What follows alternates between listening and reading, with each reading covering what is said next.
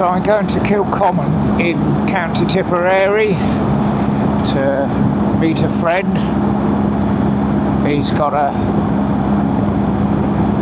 Motor Guzzi V85 1980s vintage. I think it's the V85 anyway. I can double check that when I get there. And yeah, we might go for a little spin. The day's dry, bit overcast. It says it's not going to rain.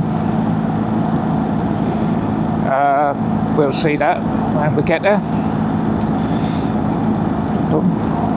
So what's happened in the world today? Well, this week, well, that American-Iranian war is on and off and off and on and on and off, and bluster here and bluster there from both sides, so nobody really knows what's going on there. I don't think even the parties that are at war know what's going on, to be honest. Complete mess anyway, a complete mess. There's a new president in Colombia. I don't know what his name is, I'm afraid, sorry. I'll put that on the screen if I look that up.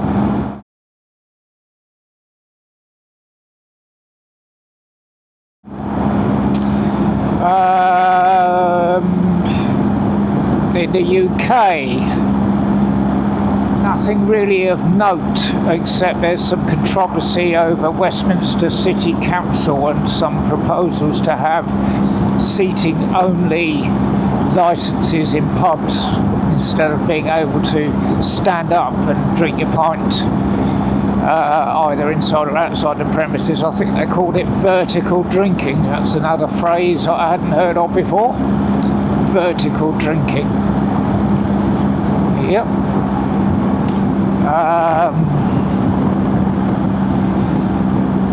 Then, of course, there's continued controversy over some immigrants that seem to have come across the wall or something to a Spanish enclave, which is in Morocco, called Quetta or something similar. And now the European countries are all starting to get up in arms, feeding the right-wing narrative, of course. And Italy has suspended Schengen with Spain, and Spain has now suspended Schengen with Italy, and I don't know where that's going to end. And does that mean the end of free movement of people throughout Europe? Is that the beginning of it? I don't know. But immigration is a hot topic at the moment. Now, I've got the bike in it with its ASA, automated shift assist, is in automatic mode. When you first switch the bike on, it's in manual mode. You shift gears normally through the gear shift lever. And then there's obviously the shift assistant, because there's no clutch, so that means that it automatically varies the engine revs according to what you're doing when you're shifting up or down and what speed you're doing and so on. It actually seems to work quite well. It's better than the normal shift assist on the old 1300 GS that I had, which was a little bit jerky. This isn't anywhere near so bad. It's not perfect, but not too bad. So now I'm in the automated version of this now, and so the bike can make up its own mind. Now I'm in road mode. So my drive mode is in road mode, which means that I've got slightly softer suspension and the throttle response isn't quite so snappy. Also, things like traction control are at a higher level, and the ABS as well. So what I'm going to do now is I'm going to change mode to the dynamic mode. I haven't set up Dynamic Pro on this bike yet. Dynamic Pro enables you to customize your dynamic mode, so you can decide what level of traction control and ABS, suspension settings and everything else. So I'm going to change the mode now. So if I press the mode button, that goes into there, and I'll keep pressing the road until I get to dynamic. Close the throttle, and now I'm in dynamic mode, and instantly the throttle is much more responsive. Now, I don't know what the ABS mode is, but I can change the suspension mode if I want to continue on the soft suspension through the hamburger thing on the screen. So I press the hamburger menu, and you can see that the bottom area there is damping, so I can move down to damping and click OK. Let's get out of that. So at the moment I'm in road damping. If I press the button there, I can move into dynamic mode. So I'm going to put it back. Yeah, I'm going to leave it in dynamic. Okay. So now that means that in order to get back to what my you can hear it change down there, which it does at a lot higher revs. That's the other thing. By putting it into dynamic mode, it changes the revs that the shift assistant, the automated shift assistant, changes gear. So basically it changes gear at higher revs than it would do if you had it in road mode.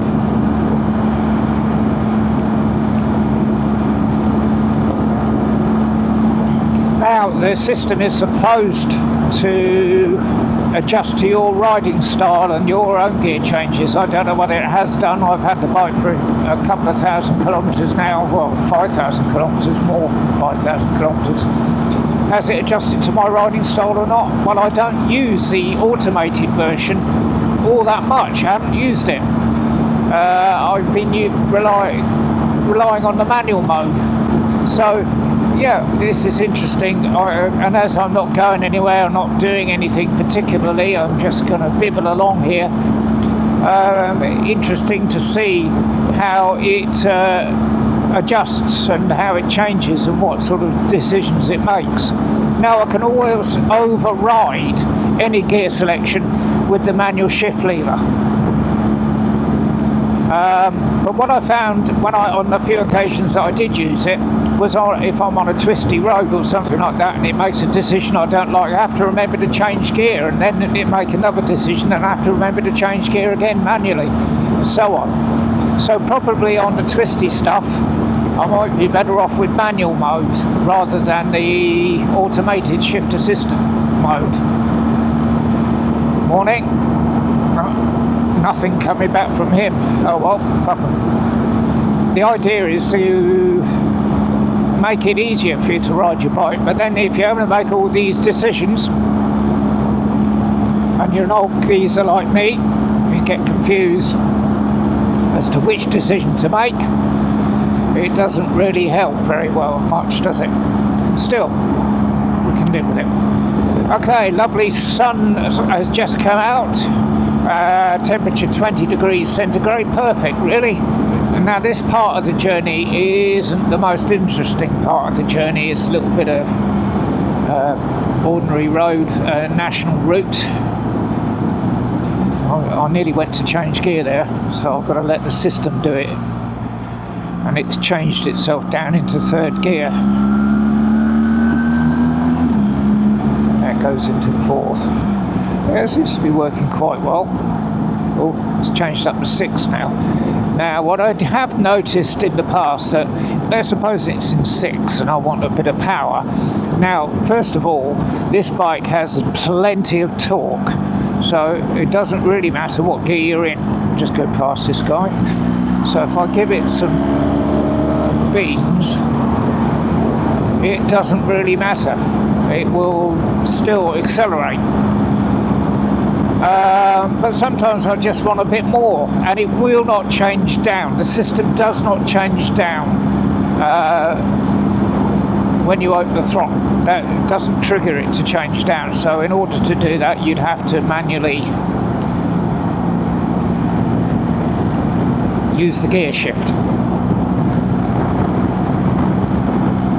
So it's not altogether perfect, but it is quite good.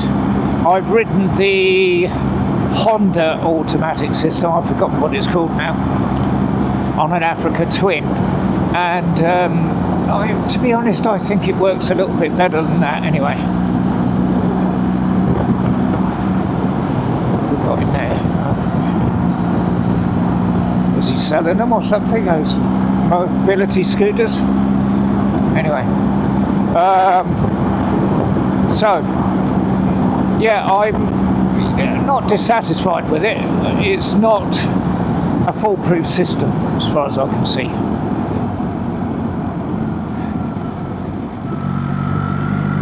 I changed down to 5th there before I got to the bend.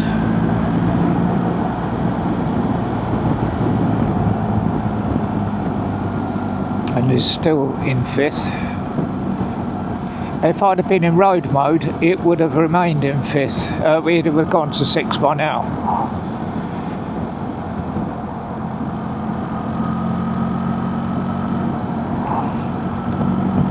I'm not certain why people drive so very slowly. You know, haven't you got somewhere to go?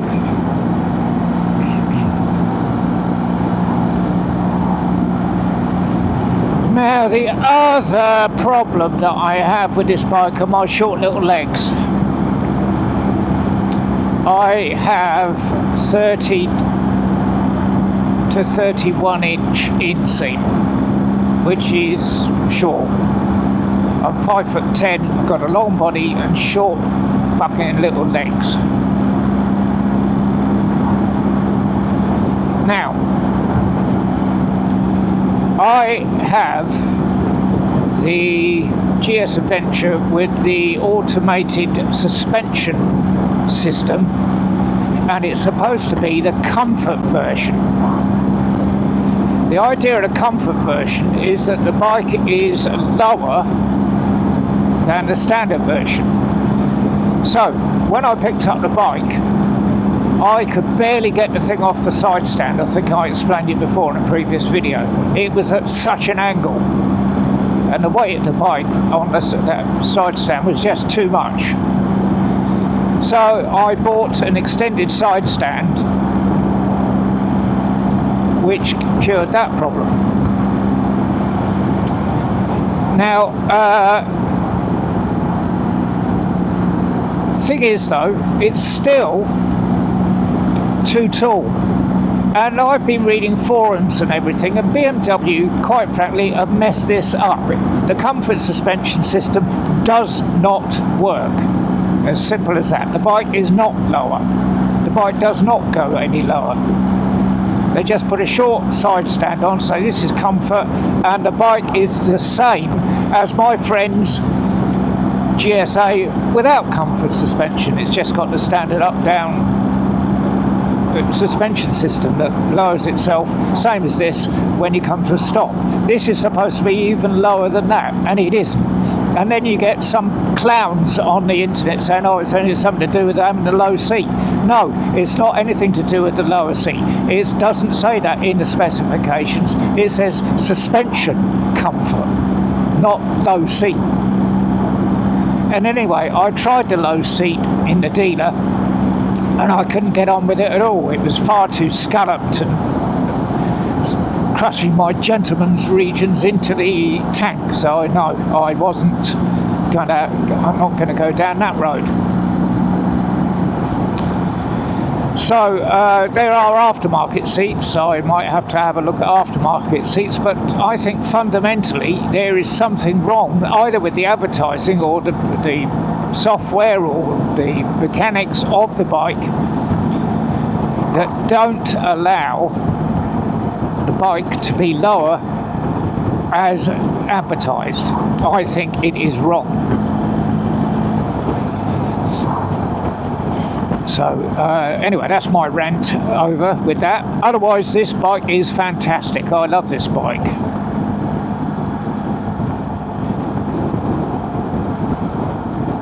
I'm going to stop and have a wee. I'll probably get some some petroleum while I'm about it.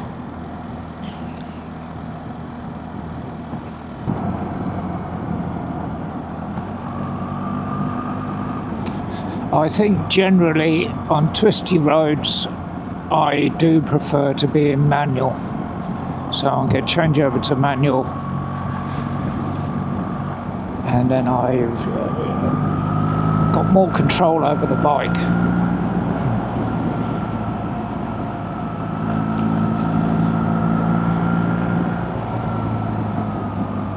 Now it still automatically changes down if the revs drop below a certain level, so as you're coming down the revs, it will automatically, for instance, go into second if you're crawling along, or if you come to a stop it will go into first.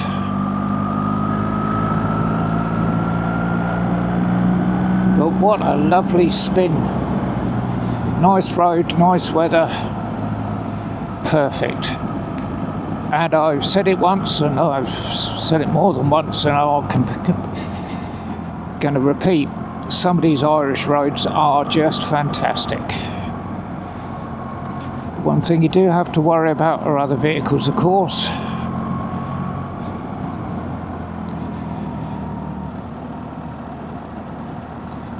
And on these very narrow roads, they do tend to be in the middle of the road, which is fair enough, I suppose. As long as they're alert, which isn't always the case.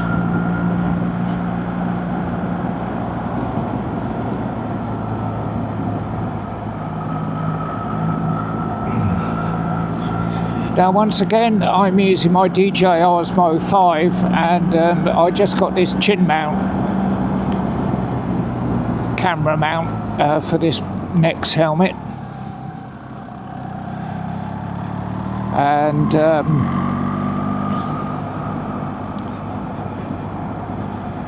so just trying it out. And I'm also putting the DJI mic mini in the helmet. Whether I've got it in the right place or not, I can't really tell. I won't really know until I'm listening to the audio back on the computer.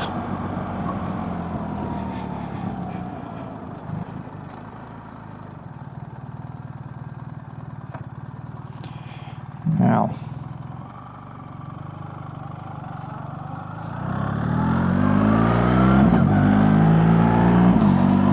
nearly forgot to change gear myself there, as I've been having an automatic, so there's another element of confusion.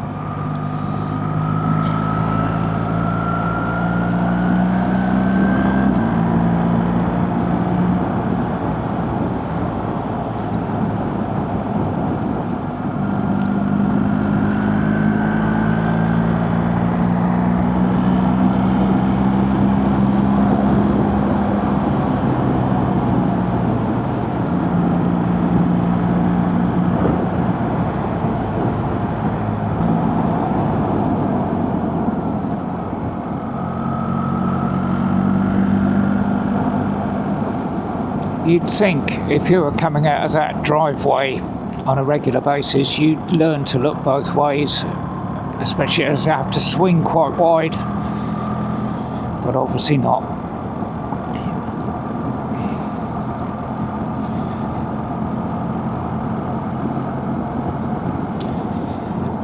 It's an interesting phenomena when you get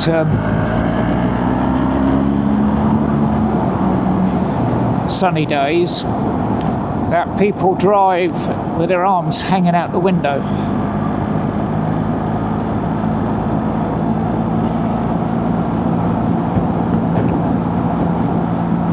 Of course, at these speeds, it's nice to have a bit of air through the car. But people still seem to have the windows open on the motorway, and I've never understood that when they've got air conditioning.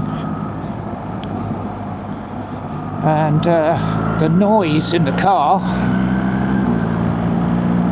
is obtrusive,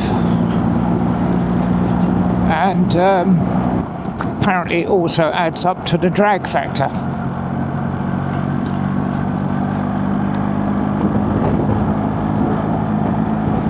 Now this is around the cheeks, quite a tight fitting helmet, and while I've been talking I bit my cheek a couple of times. Starting to get sore there now, so I'm going to have to try and avoid that. Or I could shut up, of course, but then what's the fun in that?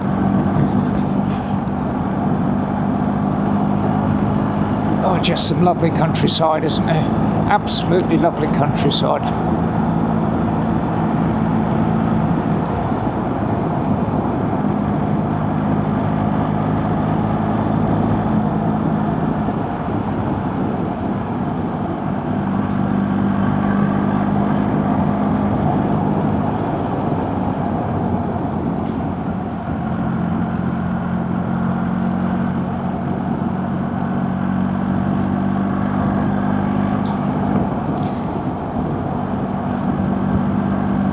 Now, a lot of people don't like this BMW Boxer engine. They say that it's not got any character, it's flat. But I love it. I love the Boxer engine. First of all, it's massive of torque, and there are very few bikes that have got as much torque as this one. And it'll pull from low revs, smooth. There's very little vibration on it, and I like the sound of it, to be honest. Now, I don't give it the beans up to the maximum revs. It's just not my thing. If I had a four-cylinder, I probably would, just to hear the wail. No, it doesn't do that wail, but it depends what you're looking for in life, I suppose. I just love it. I've had I had the 1000 XR a few years ago, and it doesn't have anywhere near as much torque as this. And to be honest, although the bike is sort of more nimble and probably better handling, it's not any faster on the road than this is, because you don't have to find a gear. Whereas I found the XR was buzzy on the motorway,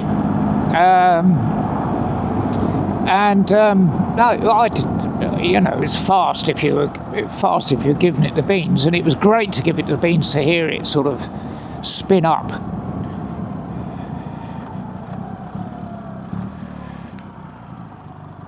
But no, I think on balance I prefer this Boxer engine. Now, which way are we going here? Is that to the right here? Yeah. That was a little bit confusing, wasn't it? Nearly went wrong there. So, I'm very happy with the Boxer engine. If I was going to go for a sort of naked bike again, I would probably have the 1300R over a four-cylinder, because I love this engine so much. I think it's a great engine.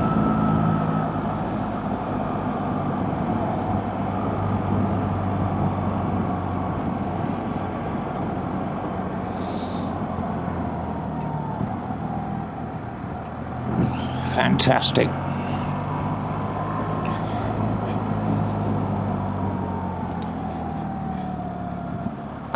More. I don't know that I've been up here on this road before, but it's certainly a road I would like to go on again.